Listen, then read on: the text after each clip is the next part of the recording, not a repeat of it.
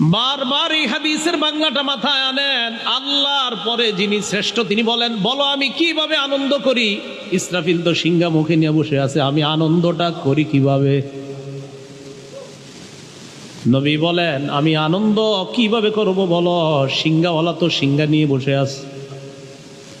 কয় শুধু বসে আছে এমন না, সিংহাওয়ালা সিংহা নিয়ে প্রস্তুত হয়ে আসে, মাথাটা ঝুঁকায় রাখছে, কান খাড়া করে রাখছে, কখন আল্লাহ হুকুম দিবে, হুকুম দেওয়া মাত্রই ইসরাফিল সিংহায় ফু দিবে আর সব তছনছ হয়ে ধ্বংস হয়ে যাবে। নবীজি বলেন, আরে আমি আনন্দ করব কিভাবে বলো তোমরা।